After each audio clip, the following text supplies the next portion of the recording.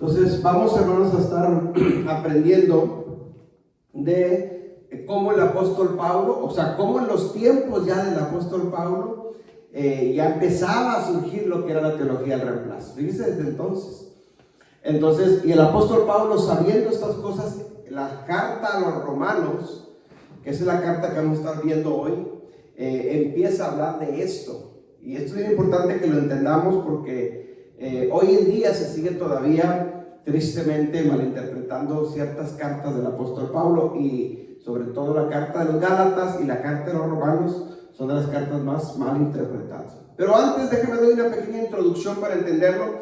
El tema de hoy es un poquito extenso. No sé si lo cabe hoy, pero si no lo acabamos hoy, el siguiente domingo seguimos con la segunda parte de este estudio, porque quiero que quede bien, pero bien claro, ¿ok? Entonces, como manera de introducción, hermanos, y a manera de consejo para todos, para entender lo que cuando vamos a leer la Biblia, cuando vamos a estar escudriñando, investigando la Biblia, tenemos que tomar en cuenta varios aspectos. Y quisiera que, si los pueden anotar, es mucho mejor, o simplemente los tomen en cuenta.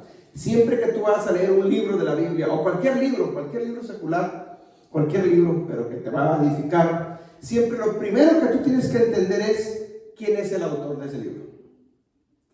¿Qué creía? O sea, investiga todo alrededor de ese autor, lo que él creía, lo que él predicaba, lo que él enseñaba, sus pensamientos, su cultura, su idioma, su ideología, o sea, todo relacionado al autor. Porque con eso, cuando tú leas el libro ese, ya vas a tener una idea por dónde va, para no malinterpretarlo. Segundo, también lo que tenemos que tomar en cuenta es ¿para qué escribió ese libro? O sea, cuando escribimos un libro, tenemos una razón por la cual se escribe el libro, ¿sí? Tercer punto es por qué lo escribió. Es decir, ¿para qué lo escribió y por qué lo escribió? Que son diferentes preguntas. Entonces, si nosotros empezamos a cuestionarnos eso sobre el autor, vamos a entender muchas cosas que no comprendíamos. Y siguiente es estudiar el contexto histórico en el cual fue escrito. Es decir, ¿dónde estaba el autor? ¿Dónde vivía el autor? Y su historia que existía ahí, su cultura que existía ahí, ¿sí? Y vamos a entender mucho más, a comprender el autor. Y por último, sobre todo, el idioma. ¿En qué idioma hablaba el autor? ¿En qué idioma escribió ese libro el autor? Si nosotros entendemos estos aspectos, cuando usted lea cualquier libro de la Biblia y toma en cuenta estos aspectos, se va a dar cuenta, mi hermano o mi hermana, que va a entender un poquito más las escrituras. Si no conocemos al autor, no conocemos el por qué, el para qué, la cultura, el idioma de ese autor, pues vamos a cometer el error que se ha cometido por muchos años en el cristianismo: malinterpretar las cartas, sobre todo el apóstol Pablo, que fue el que más cartas escribió. ¿Sí me explico? Entonces, tomemos en cuenta estos aspectos antes de estudiar o investigar cualquier libro. Cuando tú leas esto, tú vas a comprender un poquito mejor y vas a tener más claro lo que estás leyendo. Amén. Si no hacemos eso, yo voy a sacar mi propia interpretación y seguramente me voy a equivocar. Entonces vamos a abrir nuestras Biblias en el libro de Romanos capítulo 1. Vamos a leer del versículo 8 al 11. Y ahí vamos a empezar en materia. Entonces, vamos a poner en práctica estos aspectos que acabamos de leer, que les acabo de decir.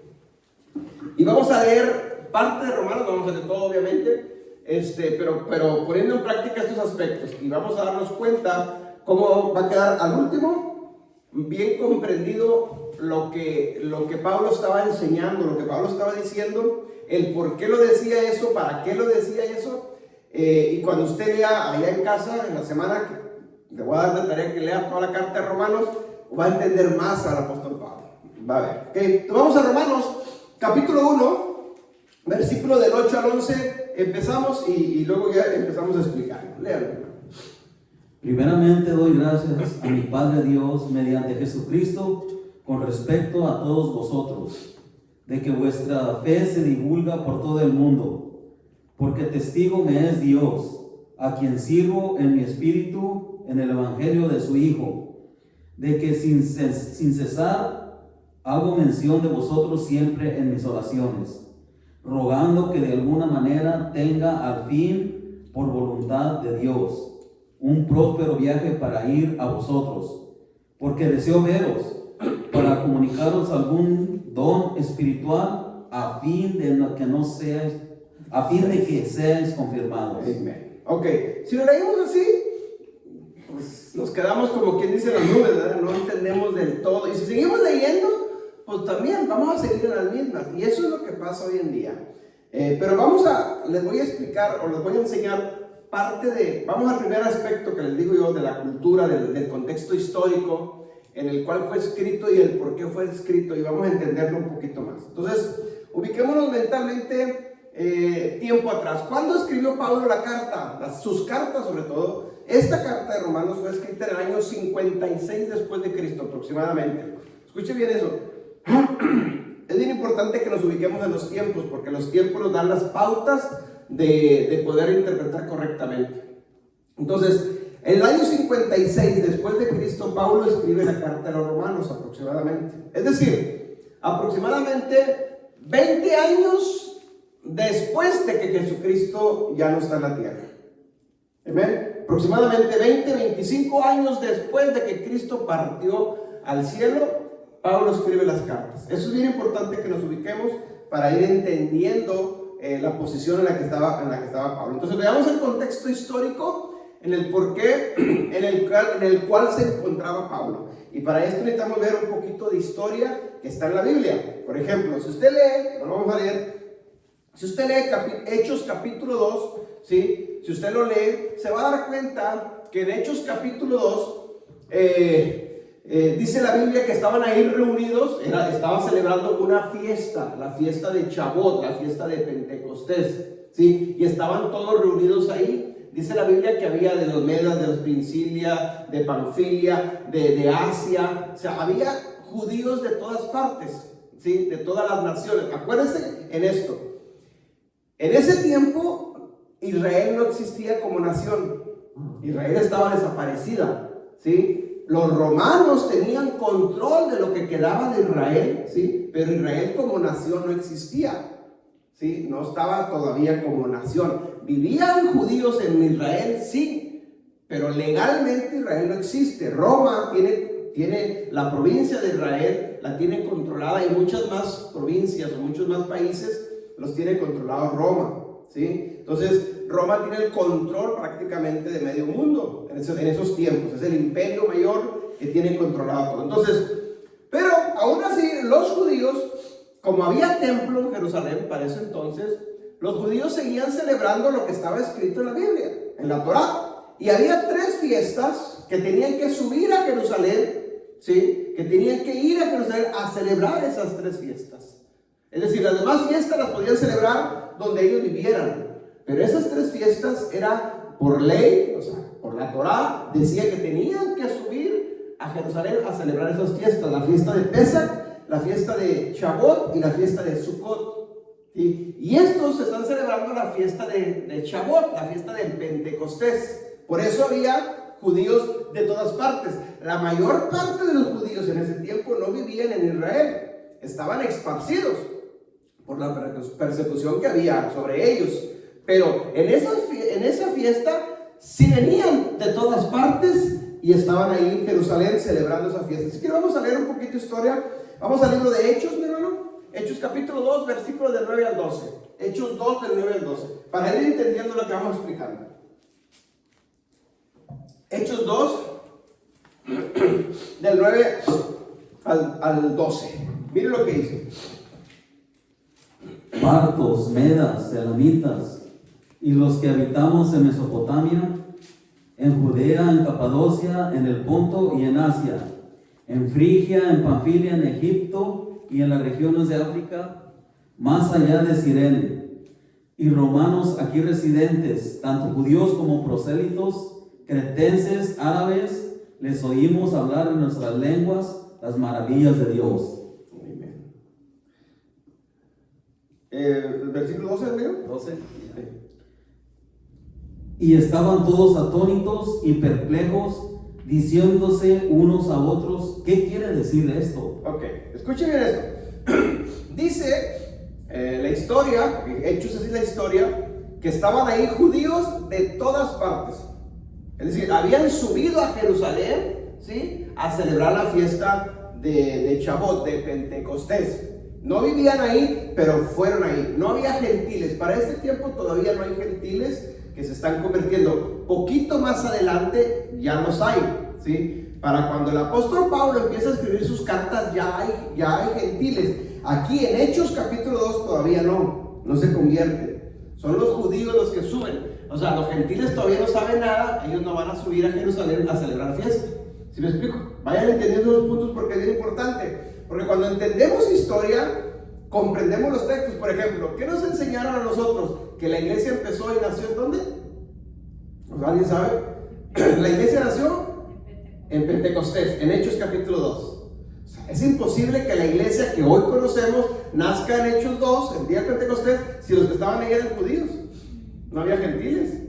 ¿Sí me explico el punto? Entonces, si yo entiendo historia poquito, echo por abajo lo que se me enseña en el púlpito, pero como no lo sé, pues lo que el pastor me decía y eso era, ¿me explico? Y no porque hubiera mala intención del pastor tampoco, pero es lo que el pastor sabía y es lo que le enseñaba. Pero cuando yo investigamos un poquito más, o razonamos un poquito más lo que estamos leyendo con poquito entendimiento de la historia, dice, espérame, ¿cómo pueden hacer una iglesia gentil en Hechos capítulo 2 cuando los que existen ahí son puros judíos? No hay gentiles todavía. Estamos en Hechos capítulo 2. El primer gentil que se convierte está en Hechos capítulo 10, que es Cornelio. Y hasta Hechos capítulo 15 en adelante empiezan los gentiles a convertirse. ¿Sí? Entonces no es cierto eso, de que la iglesia nació en Pentecostés. Eso no es cierto. Pero bueno, ese no es el punto. Sigamos leyendo, hermano. Vamos en Hechos 2. Vamos hasta el versículo 37 y 38. Es decir, estaban reunidos ahí los judíos de todas partes.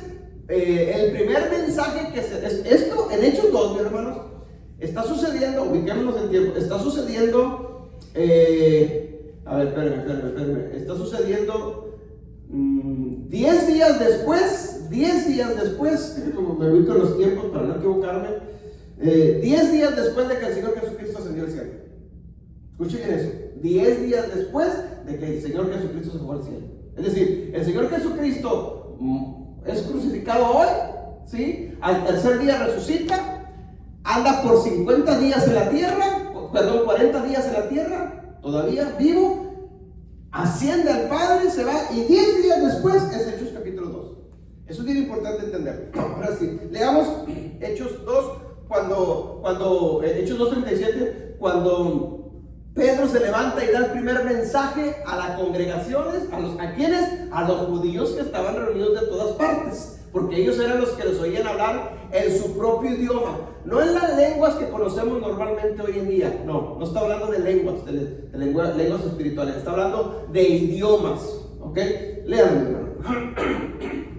Al oír esto, se compungieron de corazón y dijeron a Pedro y a los otros apóstoles: varones hermanos, ¿qué haremos? Pedro les dijo: arrepentíos y bautícese cada uno de vosotros en el nombre de Jesucristo para perdón de los pecados, y recibiréis el don del Espíritu Santo. Amén. Escuchen, ubiquémonos en la historia. Es decir, había en Jerusalén judíos de todas partes, pero había judíos también, dice lo que acabamos de leer, de Roma, porque ese es el punto que vamos a tratar. Estamos leyendo la carta de Romanos, ¿sí? Y la carta de Romanos nace porque se le escribe a la iglesia que está en Roma, a los judíos de Roma.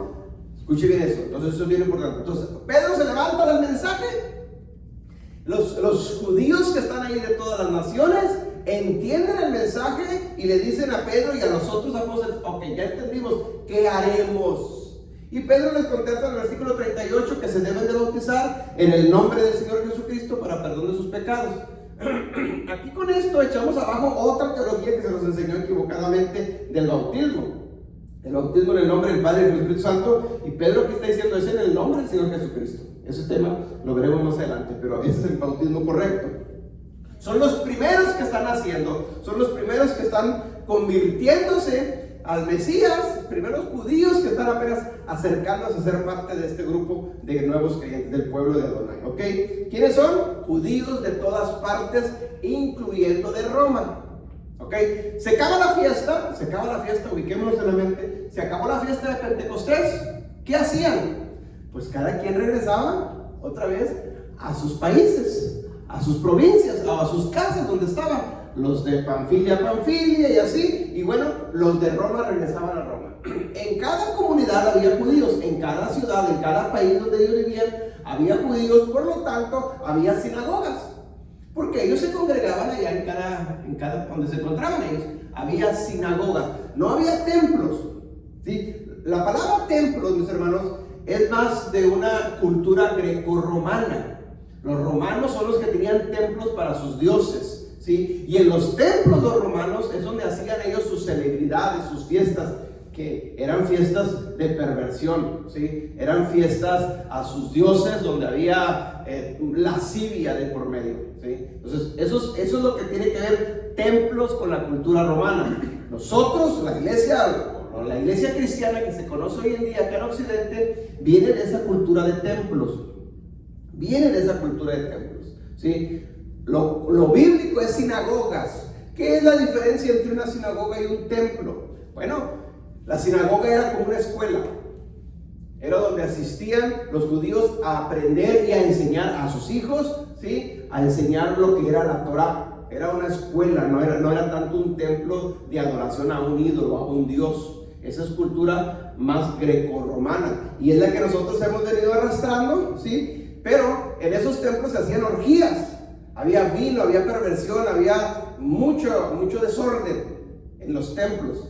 Entonces, esa cultura se brinca, ¿sí? A través de la iglesia católica y brinca a la iglesia evangélica que nosotros conocemos. Por eso nosotros hoy en día las iglesias evangélicas tienen templos. ¿A dónde vas? Voy al templo, ¿cierto? Pero viene de esa cultura.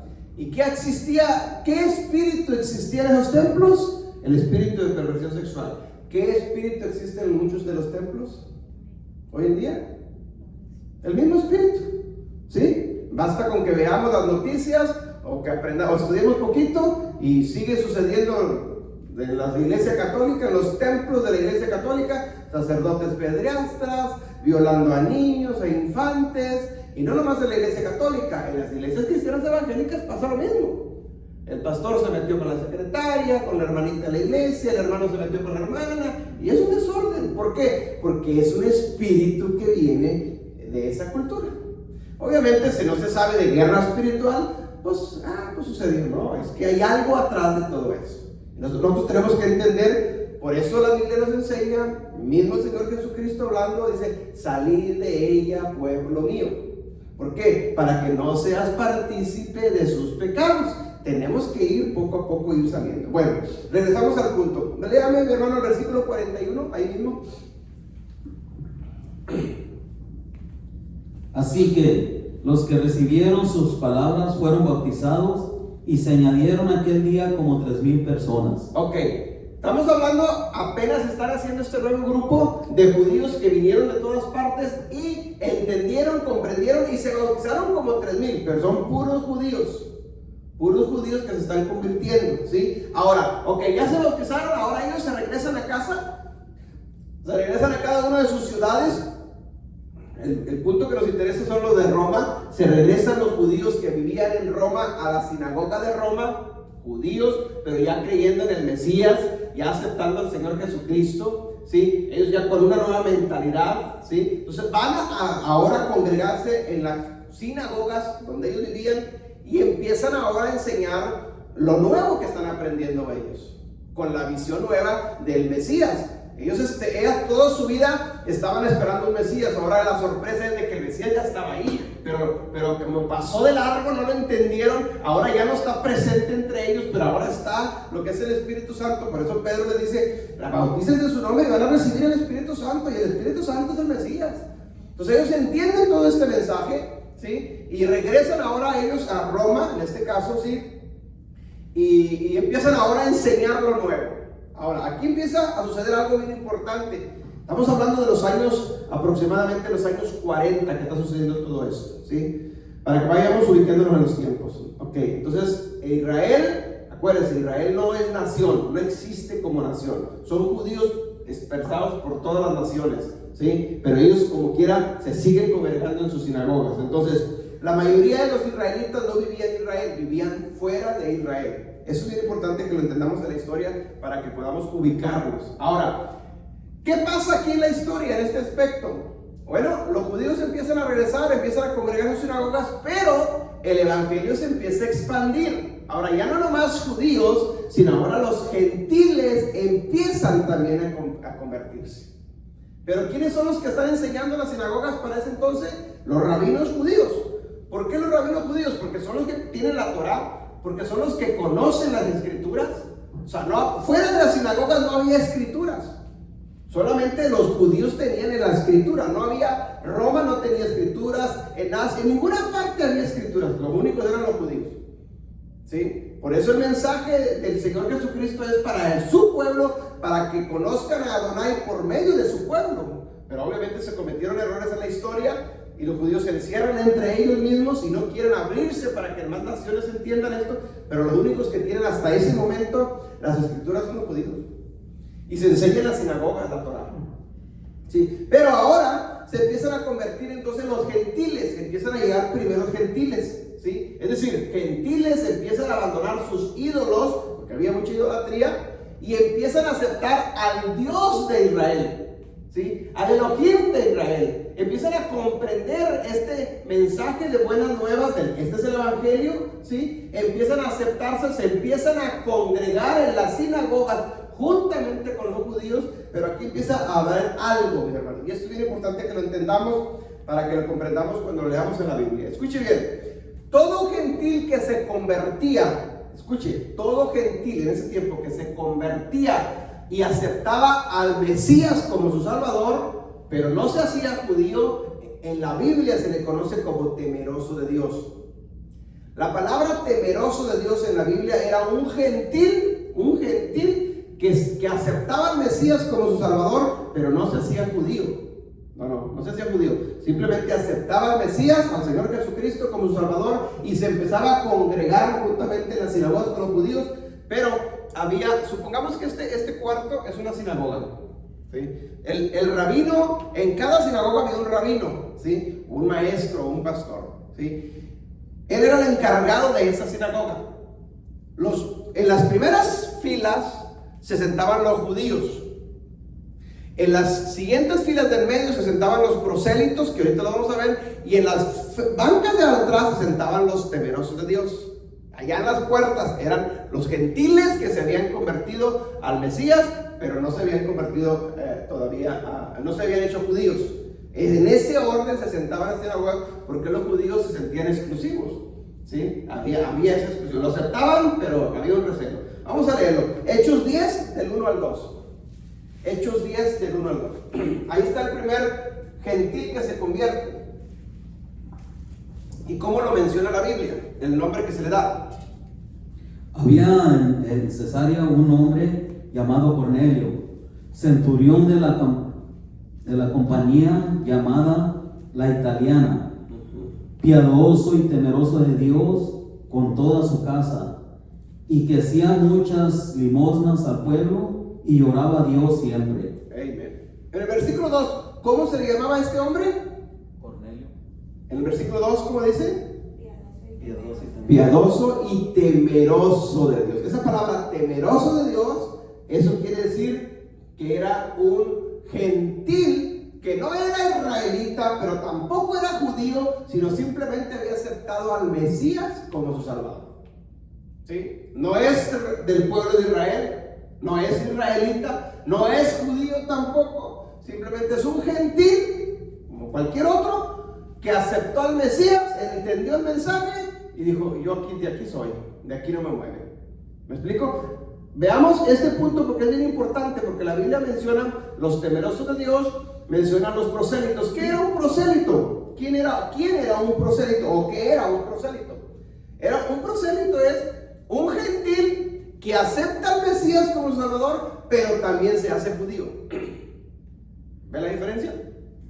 Es decir, los temerosos de Dios y los prosélitos son gentiles, pero el temeroso de Dios es un gentil que acepta al Mesías, pero no se hace judío. El prosélito es un gentil que acepta al Mesías, sí, como su Dios, al Dios de Israel, y se hace judío.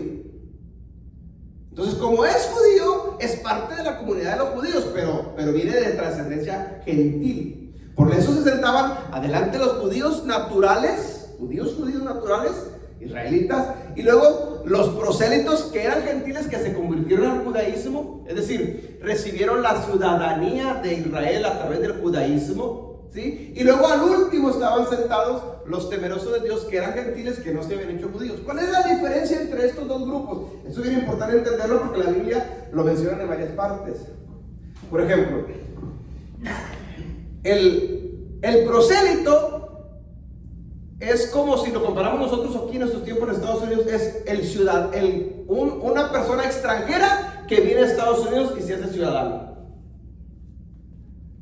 Es decir, cuando eres ciudadano, tienes todos los derechos que tiene el mismo ciudadano de América. Es decir, el judío tiene derechos en la nación, que aunque no existía la nación en ese momento, pero tiene ciertos derechos y privilegios. Bueno, el prosélito se convierte al judaísmo y ahora para ellos es parte también del pueblo de ellos, por lo tanto es un ciudadano de Israel. ¿Me explico? La diferencia con el temeroso de Dios era simplemente un residente. No tiene todos los derechos que tiene un ciudadano. Es decir, era un invitado a Israel, era un visitante a Israel, a esa comunidad, por decirlo de alguna manera, ¿sí? Que tenía permiso de trabajo, sí, para poder vivir y trabajar en Israel, pero no era ciudadano, no era israelita. Esa es la diferencia entre un temeroso de Dios y un prosélito y un judío. Y la Biblia nos enseña mucho de eso, y si no entendemos estos términos, pues no sabemos de qué está hablando el apóstol Pablo. Sobre todo Pablo es el que menciona mucho de estos, el temeroso de Dios, el prosélito. Ambos eran judíos, ambos eran gentiles, pero uno era, el temeroso de Dios era simplemente que había aceptado al Mesías, y ahí se quedó. El prosélito es un gentil que aceptó al Mesías, pero se hizo también judío. Ahora, eso es bien importante entenderlo, porque eso sigue sucediendo hoy en día. Sí. Es como el Mesías Yahshua también los tachó, dice los prosélitos, porque dicen que los hacen más dignos del infierno que judíos. Pero nosotros ahorita estamos siendo temerosos, porque aceptamos al Mesías, estamos tratando, pero no estamos haciendo los rituales como el judaísmo. No nos vamos Exacto. al judaísmo. Exacto. Bueno, no somos temerosos de Dios, pero somos ciudadanos de Israel. Sí, pero Lo que pasa es que esto no es que esté en la Torah, esto era cultura judía. O sea, ellos así lo denominaban y ellos así los clasificaban. O sea, los judíos así clasificaban, pero no quiere decir que sería lo correcto. ¿Me explico? Entonces, lo correcto para nosotros que hemos aceptado al Mesías, la Biblia lo dice y Pablo lo corrobora, es que somos ciudadanos. Sí, pero también, hermano, porque hay muchos que están viniendo a la Torah, Hey. pero el problema es que se están yendo al judaísmo. Exacto, eso es lo que está pasando y eso es lo que les iba a explicar. O sea, eso sigue sucediendo hoy en día. ¿Por qué? Porque de esto voy a hablar un poquito en la noche. Porque si no entendemos bien lo que es la Torah, nos vamos a pasar ahora al otro extremo, es irnos al judaísmo, y eso tampoco es bíblico. Eso no es bíblico, mejor dicho. ¿Sí? Y era lo que estaban haciendo muchos que venían, gentiles venían, se convertían, eran temerosos de Dios, pero después querían ser como los judíos y luego se hacían prosélitos. ¿Me explico? ¿Para qué? Para tener derechos como los demás. Para sentirse aceptados en el grupo de los judíos. No sentirse relegado, rechazado. No, entonces yo quiero ser parte de ese grupo, pues yo me hago también, no, soy prosélito, soy judío. Soy un prosélito, es un gentil judío. ¿Sí? O sea, obviamente esto no es bíblico, esto es costumbre de ellos, del judaísmo, pero así los clasificaban en ese tiempo. El punto que estamos tratando es, esto sucedía en todas las sinagogas, pero estamos hablando específicamente de la sinagoga de Roma, de la congregación que estaba en Roma, porque ahorita lo vamos a entender por qué. Sí, entonces, resumiendo esto y rapidito para avanzar a otro punto. Los temerosos de Dios son gentiles que que aceptan al Mesías como Salvador, y ahí se quedan. Y los prosélitos son gentiles que aceptan al Mesías como su Salvador y luego se convierten al judaísmo para ser también parte del grupo de judíos. Esto es bien importante porque cuando avanza la historia y viene la persecución, quienes pagan consecuencias son estos prosélitos también, por haberse convertido al judaísmo. ¿Sí me está entendiendo? Ok, va, sigamos avanzando. Entonces, ¿cuál era otra de las diferencias entre estos dos grupos? Bueno, que en ese tiempo, que los temerosos de Dios solamente se les habían dado 7 mandamientos. 7 mandamientos. No, me guardan estos 7 mandamientos. Y los prosélitos que se habían convertido al judaísmo, no, ellos tenían que guardar todos los mandamientos que guardaban los judíos. Esa era otra diferencia entre estos dos grupos, ¿ok? Bueno, ¿qué más pasó en esto? Estamos hablando del contexto histórico de la carta de Romanos. No nos pasemos. Ese es el punto. Estamos viendo la carta de Romanos y vamos a llegar a lo que es la teología del reemplazo, ¿sí? Entonces, todo eso sucedió antes de que el Mesías viniera. Así eran las costumbres de los judíos para ser parte del pueblo de Israel. Cuando el Señor Jesucristo viene, cuando Yeshua viene, las cosas cambian, la historia cambia. Ahora, ya no necesitas tú ser un temeroso de Dios, ¿sí? Parte de ese grupo, o un prosélito para ser parte del judaísmo. No se trata de incorporarlos al judaísmo, se trata de incorporarlos al pueblo de Adonai, que es diferente. ¿Sí me explico? Entonces, por el simple hecho de que alguien acepte al Mesías como su Salvador, eso Pablo lo enseña y el mismo Jesús lo corrobora, de que ahora eres parte del pueblo de Dios. Ya no eres un extranjero ni un advenedizo, sino eres conciudadano de los santos del pueblo de Dios, dice Pablo.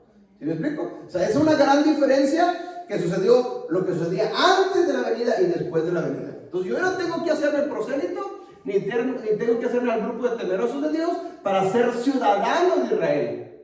Obviamente, tú le dices esto a un judío y no te lo acepta. Ellos siguen en su creencia. Por eso el judío sigue rechazando a muchos de los gentiles. O sea, ¿quieres ser parte? Okay, a este judío le está diciendo, tienes que cumplir las leyes judías. Si quieres ser ciudadano de Israel, tienes que cumplir el judaísmo. O sea, ellos siguen todavía en esa tradición, pero no es así. Bíblicamente no es así. Bíblicamente dice que nosotros somos ciudadanos de Israel, del pueblo de los santos, ¿sí? Por medio de la sangre de Mesías, de Yeshua en este caso.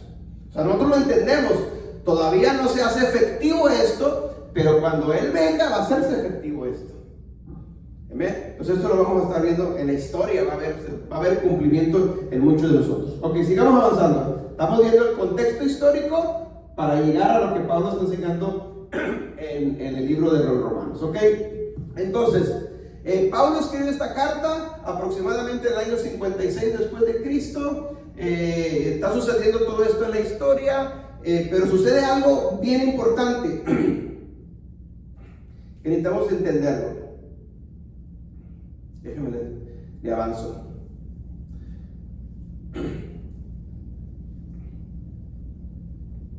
Ahora, ubiquémonos en estos tiempos. Escribir una carta en esos tiempos no era tan fácil como hoy. Escribir una carta en esos tiempos se escribía en dos formas: en papiros, ¿sí? Que venía de lo que era papel de árbol, ¿sí? O en cueros de animales. Y lo más fácil eran cueros de animales disecados, cuero seco ya, y escribían ahí y lo enrollaban. Sí, era lo más común. Entonces, escribir una carta en aquellos tiempos no era tan fácil como hoy. Entonces, la pregunta es: ¿qué es lo que inspiró al apóstol Pablo a escribir cartas? Porque no nomás fue a Roma, sino escribió muchas cartas, ¿sí? No nomás las que están en la Biblia, sino muchas más cartas, pero que no están incorporadas en el canon bíblico. Entonces, ¿qué inspiró al apóstol Pablo a escribir carta a Roma? ¿Por qué la escribió? ¿Sí? ¿Para qué se les manda esta carta? O sea, ¿cuál es la necesidad o el objetivo primordial del apóstol Pablo de escribirles una carta a estos? ¿Qué está pasando ahí? Es lo que tenemos que entender para poder comprender lo que Pablo está diciendo en cada texto, en este caso de la Biblia, ¿sí? Entonces, veamos ahora el contexto político. Había principalmente dos problemas en Roma, en la congregación de Roma, ¿sí? El problema político y el problema eclesiástico, por decirlo de alguna manera, ¿sí? Entonces, ¿cuál era el problema político en esos tiempos? En esos tiempos, hermanos, estamos hablando de los años 50 y tantos, que Pablo escribió las cartas, en esos años aproximadamente, ¿sí? Vamos al libro de los Hechos, capítulo 18, Hechos 18, del 1 al 2.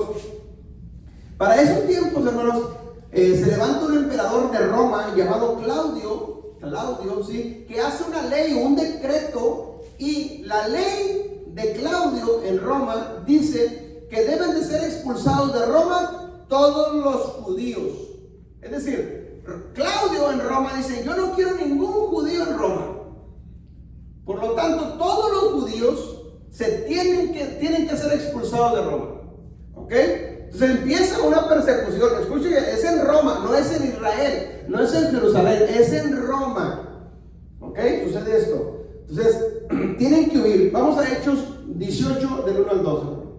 Después de estas cosas, Pablo salió de Atenas y fue a Corinto, y halló un judío llamado Aquila, natural de Ponto, recién venido de Italia, con Priscila su mujer. Italia es Roma, acuérdense. Con Priscila su mujer, por cuanto Claudio había mandado que todos los judíos saliesen de Roma, fue a ellos. Escuchen esto. ¿De dónde venían? De Roma. ¿Por qué? Porque Claudio, el emperador romano, había sacado una ley que todos los judíos, ¿sí?, tenían que dejar Roma. Es decir, dijo: yo no quiero ningún judío aquí. Es como, por ejemplo, la ley que acaba de salir ahora en la Florida con el gobernador. ¿Saben de esa ley? ¿Qué dijo el gobernador? No quiero ningún mexicano. No quiero. Es lo mismo. O sea, eso sigue sucediendo siempre en la historia. Bueno, aquí Claudio, el emperador romano, dice: no quiero ningún judío en Roma. Así es que, vámonos. Y el que no se quiera ir, que se resista, lo encarcelaban, le daban de latigazos, o muchos de ellos eran muertos. Entonces aquí hay unos que Pablo se los encuentra en Corintio y dice: y halló un judío llamado Aquila, ¿sí? Dice: natural de Ponto, recién venido de Italia, con Priscila su esposa. Acuérdense de la historia de Aquila y Priscila, ¿sí? Su mujer dice: por cuanto Claudio había mandado que todos los judíos salieran de Roma. Y fue, o sea, los encontró y fue cuando se encontró con ellos. Entonces, Aquila y Priscila vienen de Roma, de la congregación de Roma, de la sinagoga de Roma, y ellos tienen que huir como muchos más. Pablo se los encuentra aquí, ¿sí? Entonces, ¿qué está pasando ahora? Esto es bien importante que lo entendamos. Ubíquense. La congregación de Roma, judíos, prosélitos y temerosos. Pero ahora hay un problema. Los judíos ya no pueden estar aquí. Tienen que huir. Porque por ley ya no pueden, porque son perseguidos. Entonces, ya no hay judíos en la sinagoga. Pero tampoco hay prosélitos, porque ellos cometieron el error de convertirse también a judíos. Aunque eran gentiles, pero eran judíos. Por lo tanto, también tienen que huir. ¿Sí me entiende el punto? Entonces, ¿quiénes son los únicos que se quedaron en la sinagoga? Los temerosos. Los temerosos de Dios, los gentiles temerosos de Dios, que eran los más nuevos, los más nuevecitos, que estaban apenas acercándose, no se habían convertido al proselitismo todavía, no eran prosélitos, eran nuevecitos. Entonces aquí hay un problema, ¿sí?, político y eclesiástico a la vez, porque dice: bueno, y ahora ya no hay judíos, no hay proselitos, los que enseñaban, los rabinos, los maestros, los pastores eran judíos, eran los que sabían, pero esto tiene que seguir para adelante. No se puede cerrar. Entonces, entre ellos, los temerosos de Dios, gentiles temerosos de Dios, se organizan, entre comillas, y dicen: bueno, pues tú enséñanos aquí, como sucede hoy en día, ¿sí? Y ahora agarran las riendas, por decirlo de alguna manera, agarran la autoridad los gentiles dentro de esa sinagoga en Roma, ¿sí? Entonces la sinagoga sigue continuando, se siguen congregando, pero ahora están llegando puros gentiles, porque ya no hay judíos en Roma. ¿Sí me explico? Entonces empieza a nacer lo que para mí, no, esto no lo dice la Biblia, pero para mí, por lo poco que he investigado, empieza a nacer, según en mi teoría, lo que hasta hoy se conoce como la Iglesia Católica Romana. Obviamente tuvo que haber nacido en Roma. ¿Por qué? Va a entender esto. Estos gentiles que no saben todavía de Biblia, no conocen escrituras de todavía, pero alguien tiene que enseñar. Entonces empiezan a enseñarse entre ellos, pero empiezan a hacerse cuestionamientos, empiezan a preguntarse entre ellos, ¿qué está pasando aquí? ¿Por qué tienen que huir los judíos? ¿Por qué les está yendo tan mal a los judíos? ¿Qué pecado cometieron los judíos? Y ellos empiezan a cuestionar, ¿sí? Y dice, ¿será porque los judíos rechazaron al Mesías? ¿Será porque los judíos crucificaron, cuando había sido Roma, al Mesías? Y empieza todo este cuestionamiento, ¿sí? Dice, entonces quiero que entendamos, y ahí es donde empieza a nacer, escuchen bien esto, ahí empieza, esto está en la historia, empieza a nacer la teología del reemplazo. Entonces ahora, de aquí en adelante, nosotros los gentiles somos la nueva iglesia. Nosotros los gentiles somos el Israel espiritual, porque los judíos andan huyendo, ellos no tienen congregación, ellos no tienen iglesia. Nosotros somos la nueva iglesia, somos la iglesia espiritual, somos la iglesia gentil, somos el Israel espiritual. ¿Se les hace conocido esas frases que se os manejan hoy en día? Ahí empiezan a hacer todo eso. ¿Por qué? Porque ellos, que no sabían todavía mucha escritura, pero se creían lo saberlo todo, empiezan a enseñar, porque tienen que seguir de alguna manera, pero empiezan a sacar la teología del reemplazo, que a los años venideros agarró mucha fuerza, no nomás en Roma, sino en los demás países o en las demás ciudades, porque hay persecución también de judíos en otras ciudades o en otros países. Y entonces, como en Roma fue lo primero, empieza a expandirse este mensaje a las demás comunidades, en otras ciudades, en otros países, ¿sí? En otras provincias. Dice, wow, entonces empieza a agarrar fuerza la teología del reemplazo. A Pablo le llega este rumor, a Pablo le llega este mensaje, y él por eso se motiva a escribir esta carta. Entonces, ¿cuál fue el motivo, el por qué escribió Pablo estas cartas?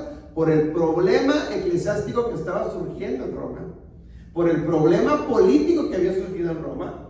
Por eso Pablo se es motivado a escribir una carta y les empieza a hablar en la carta y explicarles a Pablo. Pablo les empieza a explicar todas estas cuestiones a estos gentiles, ¿sí? No son judíos, gentiles que no entendían la Torá, porque no la entendían todavía, ¿sí? Pero que ellos estaban sacando sus nuevas doctrinas, que a la postre, hasta el día de hoy, 2000 años después, mis hermanos, están fuertes. Todavía se sigue enseñando en los púlpitos. Nosotros somos la iglesia gentil. Todavía lo dicen muchos. ¿Dónde nació? En Roma. Por eso, pregúntale a cualquier católico o cualquier papa. Y por eso ellos se adjudican que ellos son la iglesia que Pedro fundó. Porque ellos se creen los dueños de eso porque nació en Roma. Por eso para mí, en mi teoría, de aquí nace, de esta sinagoga de Roma, nace lo que a la postre es la iglesia católica. De ahí vienen después los apologistas, que se les conoce la historia, o los padres del cristianismo, y después la iglesia católica. De ahí viene la historia, pero todo empezó en esta sinagoga de Roma. Por este problema político, que Claudio dice esa ley, no quiero ningún judío aquí, y empieza a haber un problema ahora eclesiástico. ¿Quién se va a hacer cargo de esta sinagoga? A ver, necesitamos nombrar a un líder, necesitamos nombrar a un maestro, un pastor, y pues el que poquito más sabía, o el que era líder, dijo yo mero, y empiezo a enseñarles. Y empiezan a hacer esos cuestionamientos, y empieza a surgir las primeras bases de lo que a la postre fue la teología del reemplazo. Que hasta el día de hoy, esa teología del reemplazo, hermanos, está tan fuerte, tal que muchos por eso no quieren aceptar la Torá.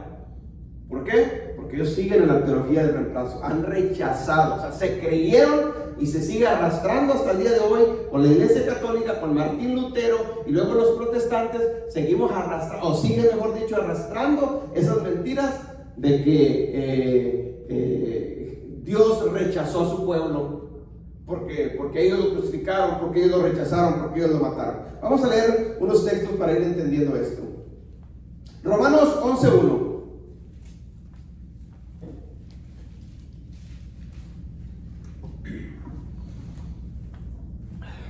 Oyeron los apóstoles y los hermanos que estaban en Judea. Romanos 11:1. Sí, Romanos 11:1. Oh, estoy en hecho.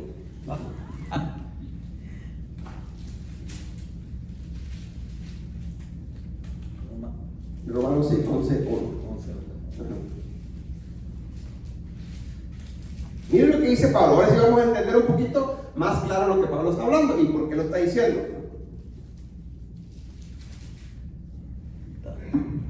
Sí.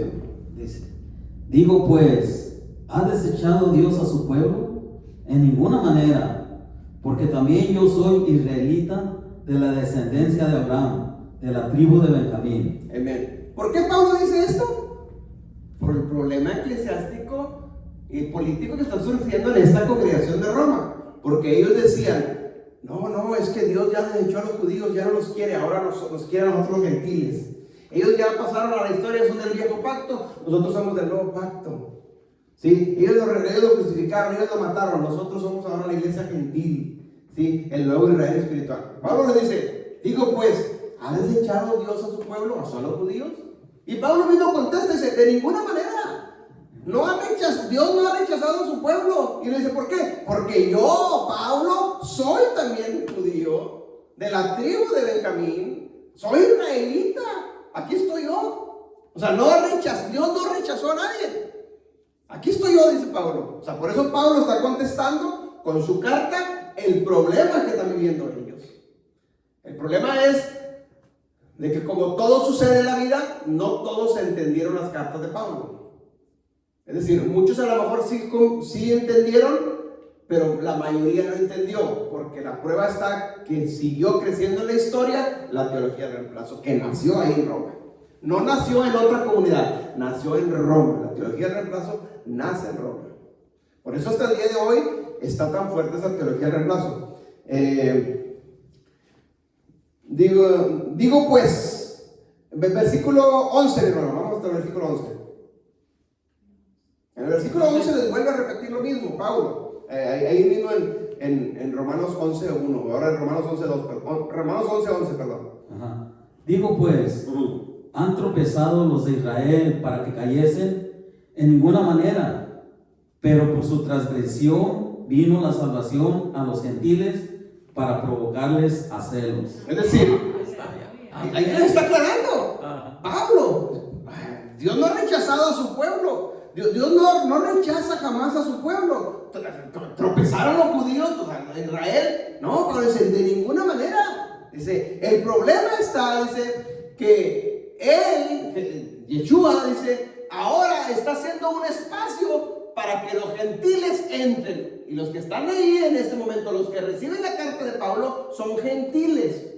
Pero como ellos se les empieza a subir el orgullo, la soberbia, el cuello, de que ahora nosotros somos el Israel espiritual, nosotros somos la iglesia ahora, ¿sí? Entonces Pablo les empieza a hablar en las cartas, les empieza a contrarrestar todo su pensamiento, todas sus teologías que ellos traen. Por eso Pablo les dice, ¿han tropezado los de Israel? Sí, para que cayesen de ninguna manera. Dice, pero por su transgresión vino la salvación a ustedes. O sea, les está diciendo, porque ellos transgredieron su Torah, obviamente habían transgredido, por eso estaban sin nación, sin pueblo, ¿sí? Dice, por eso Dios les está dando oportunidad a ustedes gentiles para que también sean salvos. ¿Para qué? Para provocarlos a celos a ellos, que es lo que sigue pasando hasta el día de hoy. ¿Me explico? Entonces, si entendemos un poquito historia y cuando leo la carta, ahora la carta es más clara. Ahora entiendo por qué Pablo decía lo que decía. Pero si no entiendo historia y nomás la leo, pues no entiendo. Y como no entiendo, me voy a inventar yo mi propia interpretación. Y eso es lo que sucede hoy en día. Se interpreta a Pablo desconociendo al apóstol Pablo. Y obviamente no estoy juzgando a nadie, pero así también obraba yo, porque era lo que había aprendido y lo que era sabido.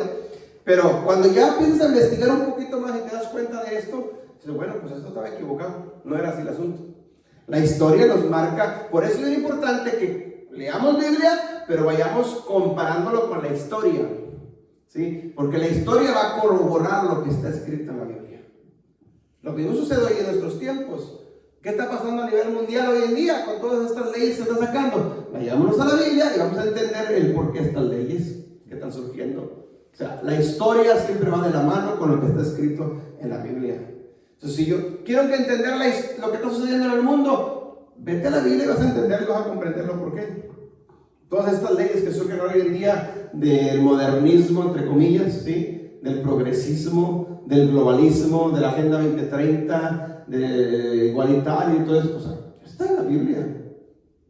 Es lo mismo que sucedió en los tiempos de Noé, perdón.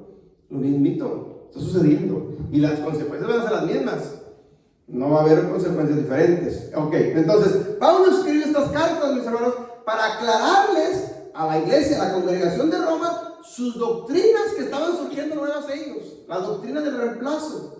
Pablo les dice, no es así el asunto. No es por ahí. Tiene que corregirse. ¿Sí? No, Dios no ha rechazado jamás a su pueblo. Simplemente lo que está haciendo es haciendo un espacio, abriendo una ventana, por decirlo así, para que ustedes gentiles también vengan a ser parte del pueblo, también se arrepientan, también alcancen la salvación. ¿Sí? Por eso Pablo habla de muchos mensajes. Vamos a Romanos 11, mi hermano, versículos 16 al 19. Pablo empieza a explicarles ahora con una comparación, una analogía. Sí, hermano. Si las primicias son santas, también lo es la masa restante. Y si la raíz es santa, también lo son las ramas. Pero si alguno de las ramas fueron desgajadas, y tú, siendo olivo silvestre, has sido injertado en lugar de ellas, y has sido hecho participante de la raíz y de la rica savia del olivo. No te jactes contra las ramas. Si te jactas, sabe que no sustentas tú a la raíz, sino la raíz a ti. Al 19. Pues las ramas dirán, fueron desgajadas para que yo fuese injertado. Escuche bien lo que Pablo está diciendo. Es decir, los gentiles que están a cargo de esta congregación en Roma, ellos se creían ahora, como decimos en México, la divina garza. ¿Sí? Nosotros ahora somos el Israel espiritual, somos la iglesia de los judíos. Dios los desechó, por eso andan huyendo, por eso les está yendo tan mal, y a nosotros nos está yendo bien, porque Dios está con nosotros. O sea, ellos se creían ahora. Entonces Pablo les dice, les empieza a escribir esta carta haciendo una comparación entre los dos olivos, ¿sí? Y les dice en el versículo 16, dice, si la raíz es santa, dice, también las ramas son santas. También son santas las ramas. O sea, la raíz se refiere a Cristo. Cristo es santo, ¿sí? La raíz. Las ramas que son parte del olivo natural, que son las ramas de los judíos y los gentiles, también los judíos son santos, ¿sí? Y luego dice el versículo 7, dice, pues si algunas de las ramas fueron desgajadas, algunas, no todas, algunos judíos fueron desgajados, quitados del árbol, algunos judíos sí fueron quitados, desgajados, algunas ramas, no todas las ramas, ¿sí? ¿Por qué? Porque Pablo dice, aquí estoy, yo soy esta rama y aquí estoy, yo no fui desgajado, yo sigo todavía injertado ahí. ¿Sí? O sea, algunas sí, dice, pero si algunas de las ramas fueron desgajadas, dice, tú, dice, siendo olivo silvestre, le dice a los gentiles, a los de Roma, a los encargados ahí, tú no eres olivo natural, tú eres olivo silvestre. ¿De qué te crees mucho? ¿Por qué te levantas el cuello? Si tú eres un olivo injertado aquí. ¿Sí me explico? Dices, tú siendo olivo silvestre, has sido injertado en lugar de esas ramas que fueron desgajadas. Es decir, Yeshua tuvo que hacer esto, quitar unas ramas del árbol natural para que ustedes pudieran entrar. Si no, no hubieran entrado, en otras palabras. ¿Sí? Entonces, les está diciendo, les está pegando en su orgullo, en su ego. Por eso, dice en el versículo 18, no te jactes. ¿Qué es la palabra jactarse? Creerse más. No te creas más, no seas vanidoso, no seas soberbio, no seas orgulloso, no te creas tú más superior a los demás. No te jactes, dice. ¿Sí? Dice, no te jactes contra las ramas, contra los judíos. No te creas más superior a ellos. ¿Sí? ¿Por qué? Porque dice, si te jactas, dice, entiende esto, que tú, dice, no sustentas la raíz. Tú no sustentas a Cristo, la raíz, sino Él, Cristo, la raíz te sustenta aquí. O sea, haz de cuenta, le está diciendo, bájale 2 rayitas, anda muy alzadito. ¿Sí me explico? Con palabras más. ¿Qué sigue sucediendo hoy en día en estos tiempos? Lo mismo sucede en las iglesias. Yo soy el pastor y tú quién eres para decirme a mí. Viene alguien a la iglesia, esto nos pasó mucho tiempo atrás a nosotros. Venía alguien, Dios solamente podía hablar a través del pastor o la pastora. O sea, Dios no podía hablar a nadie porque si venía alguien, pastor, Dios me habló y tú esto. ¿Quién eres tú si yo soy el pastor? O sea, si estuviera Pablo, dice, bájale 2 rayitas, no te jactes, Dios puede usar a cualquiera. ¿Sí me entiende el punto? O sea, esto estaba sucediendo en la congregación de Roma. Estos gentiles conversos sí habían aceptado al Mesías, pero se estaban desviando. Estaban metiéndole a nuevas enseñanzas que no estaban en la Escritura, en la Torá. Y por eso empieza a surgir lo que se conoce a la postre la teología del reemplazo. Dice, no te jactes contra las ramas. Si te jactas, entiende que tú no sustentas la raíz, sino la raíz te sustenta a ti. Cristo sustenta a ti. Y luego el versículo 19 dice, pues las ramas dirán, fueron desgajadas para que yo fuese injertado. Es decir, los judíos que fueron desgajados, sí, fueron quitados para que tú, gentil, te injertaras ahí. En otras palabras, no te creas tú que eres mejor o superior que ellos. No, ante Él somos iguales, pero simplemente entiende el propósito que Adonai tiene para los gentiles. Tuvo que hacer esto, ¿sí? Para que llegara a la plenitud de los gentiles. No te jactes, no te levantes el cuello, no te llenes de orgullo. Vamos al versículo 25, hermano, más adelantito. Miren lo que sigue diciendo Pablo. Pablo les empieza a hablar de un misterio. ¿Está cuál, hermano? Romanos 11, 25. 11, 25. Hey. Está bien.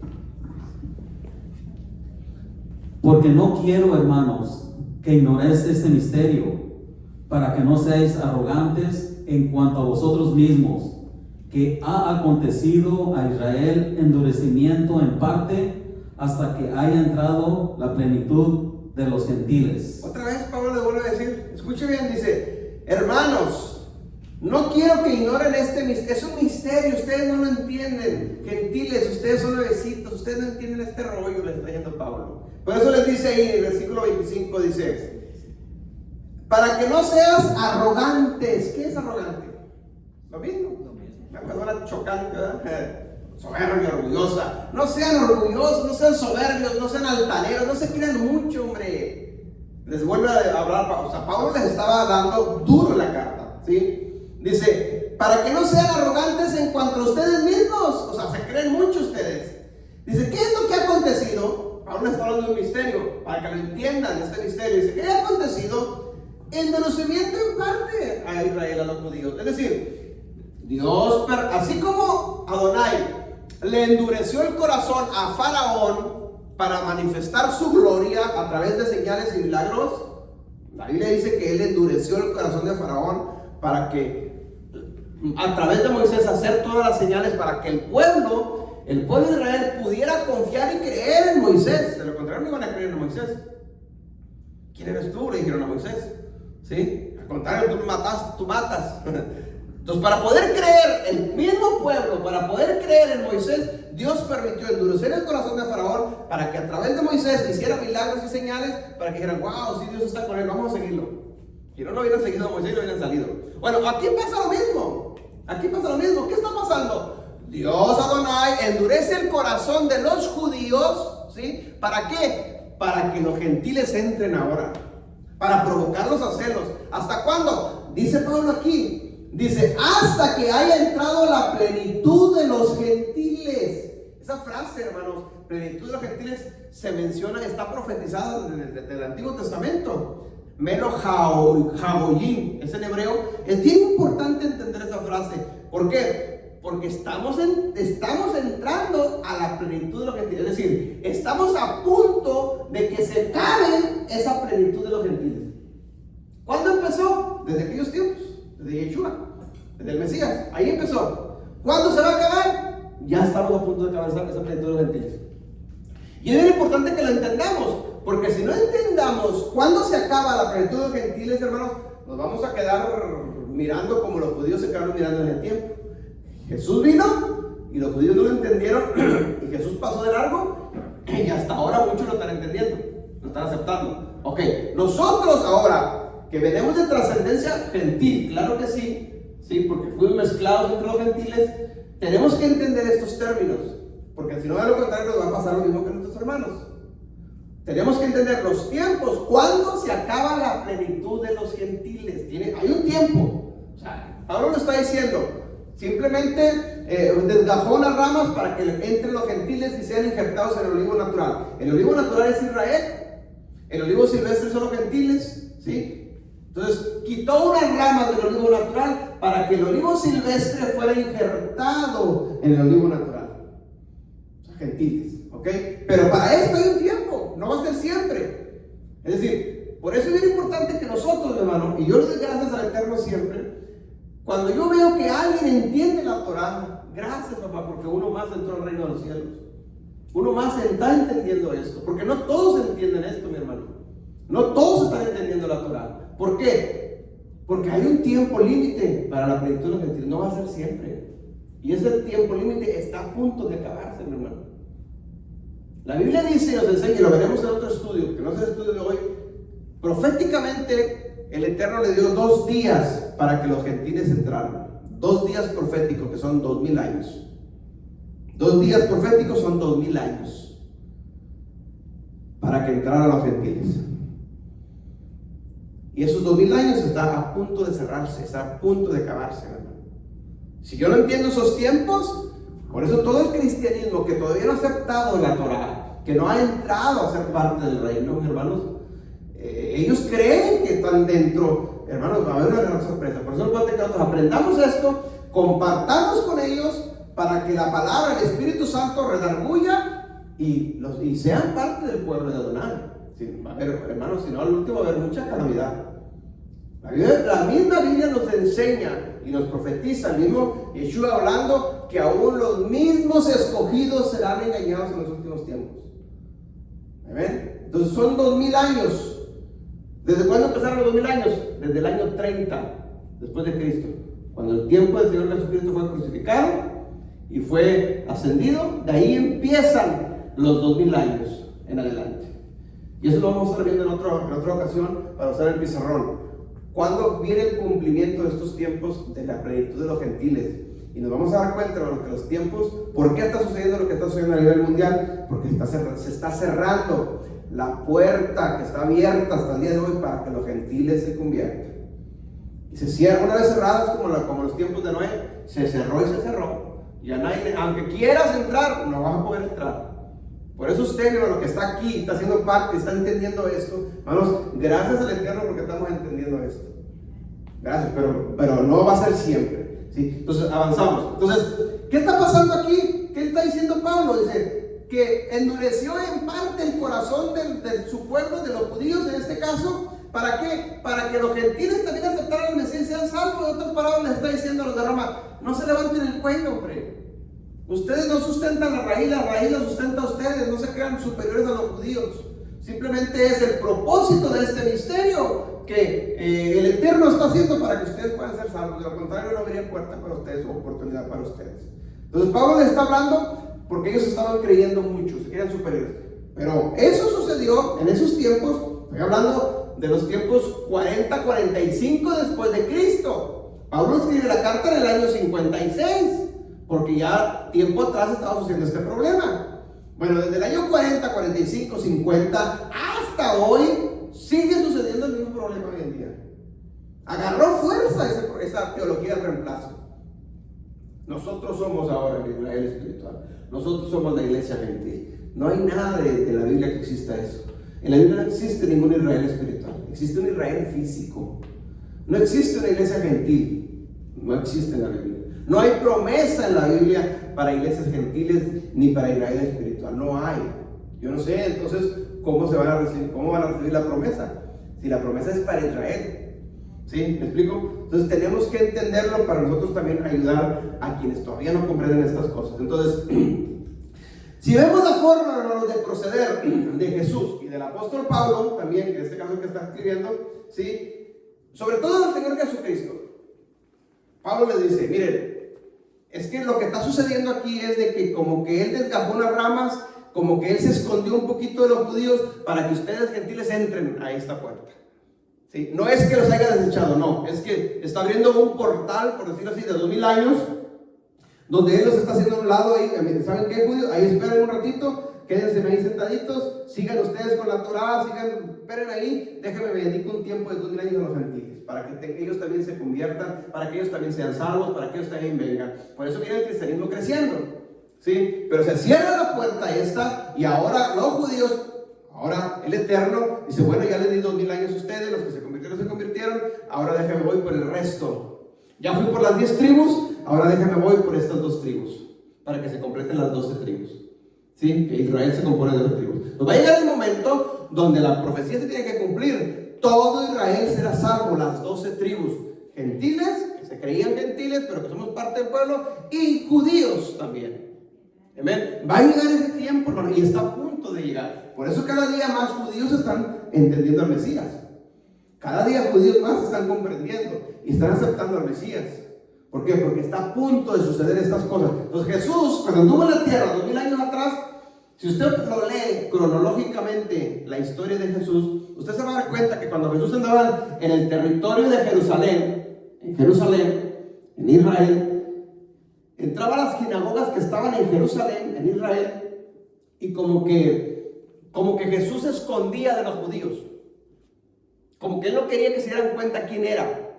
Por ejemplo, entró a la sinagoga, se le manifiesta un demonio y le dice: tú eres el Hijo de Dios Altísimo. Y dice: cállate, o sea, no me descubras, no digas quién soy todavía, no ha llegado mi tiempo. O sea, como que Jesús se escondía a ellos. Pero salía del territorio de Jerusalén, salía de ahí y se iba acá a la iglesia, al territorio de Gadara, el Gadareno. ¿Sí? Y llegó y el Gadareno hace lo mismo y viene y se le enfrenta y lo reprende, lo echa afuera y luego le dice: ve y anúnciale a todos. O sea, estos dos son cosas opuestas. ¿Por qué acá como que se esconde? ¿Y por qué acá dice: ve y cuéntaselo a todos? Porque el de Gadara no era judío, era gentil. Porque Jesús vino en ese tiempo por los gentiles. Por eso Jesús dice: yo vine a salvar las ovejas perdidas de la casa de Israel. O sea, los que están allá entre los gentiles. Y por eso le dicen los judíos: yo tengo otras ovejas que no son de este redil. O sea, no son de los judíos, son de las 10 tribus de la casa de Israel de allá. Tengo que ir por ellas y ellas oirán mi voz y ellas me van a seguir. ¿Sí están entendiendo? Somos nosotros. Entonces llega con el de Gadara, que no es judío, es gentil, y a él sí lo recibe y lo salva y le dice: ve, cuéntale a todos. Va con la mujer que está en el pozo, ¿cómo se llama? La mujer samaritana, y hace lo mismo. ¿Qué va a hacer con la mujer samaritana? Le cuenta toda su vida, y la mujer samaritana, ¡ay!, le cuenta a todo el mundo. ¿Por qué? Porque era de Samaria, no era judía, era gentil. Es decir, Jesús cuando anduvo en la tierra, como que a los judíos se les escondía un poquito y a los gentiles se abría del pecho, porque era su misión. Yo vine por los que están perdidos, los que están en casa no tienen necesidad de médico, les decían. Aquellos son los que tienen necesidad. Vine por ellos. Entonces, este era el proceder de Jesucristo en los tiempos cuando anduvo en la tierra. ¿Sí? Era su forma de trabajar. Él sabía su misión perfectamente. Entonces, no es que desechó a los judíos, no, es que les está diciendo: esperen un momentito ustedes ahí, esperen un momentito, yo vengo por ellos. Por eso, cuando los de Samaria, que aceptaron el mensaje a través de la mujer samaritana, vienen y se reúnen, quieren conocerlo. Y ahí hay una profecía que les dice, lo invitan a que se queden con ellos, y dice la profecía, Marcos lo menciona, dice: y se quedó con ellos 2 días. O sea, se quedó con los gentiles 2 días, se quedó con los gentiles 2000 años. ¿Me entienden? Es decir, nos dio tiempo para que los gentiles se convirtieran en 2000 años. Y esta profecía está en Oseas también, y está en Jeremías también, y está en Mateo, y está en Apocalipsis. O sea, todo tiene que cumplirse. Y tenemos que entenderlos. ¿Por qué? Porque ese tiempo de plenitud de los gentiles está a punto de cerrarse. Jesús me dijo: yo me voy, me tengo que ir, pero no se preocupen, no están solos. Les voy a mandar el Consolador para que estemos juntamente con ustedes. En Juan 14 lo menciona eso.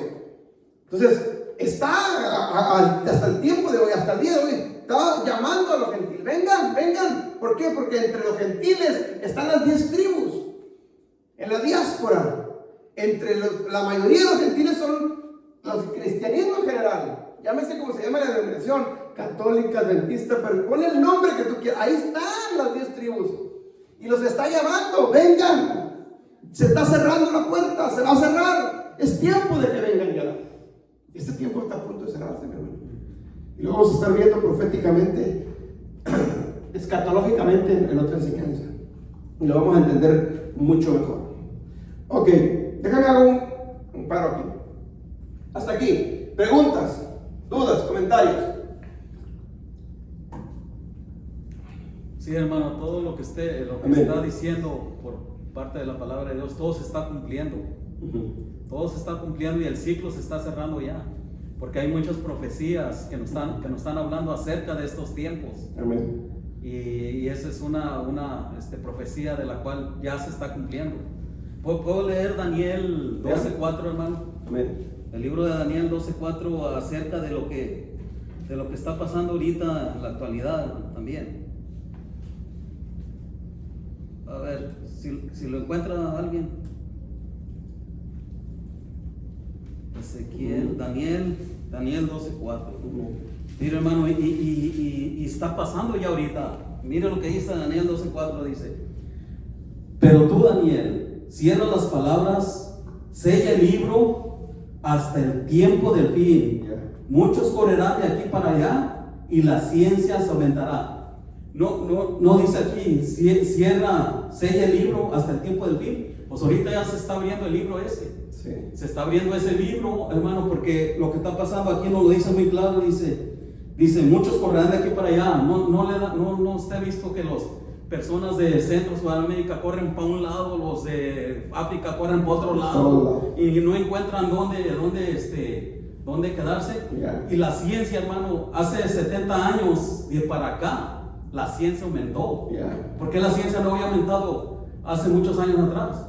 Porque no era su tiempo. Yeah. Y su tiempo está llegando. Y esto, pues, afirma de que lo que usted está hablando también, ¿entiende? Todo se está juntando, hermano. Amén. Todo se está juntando y ya viene el Sí, Señor. tenemos que entender los Tenemos tiempos. que entender. Eso es bien importante. Más adelante les voy a estar enseñando acerca de los últimos tiempos para que entendamos esto. No es el punto hoy, no es el tema hoy, pero sí es bien importante que entendamos los tiempos, ¿sí? Porque si no entendemos los tiempos, hermanos, podemos estar dentro de una congregación, pero de nada nos va a servir.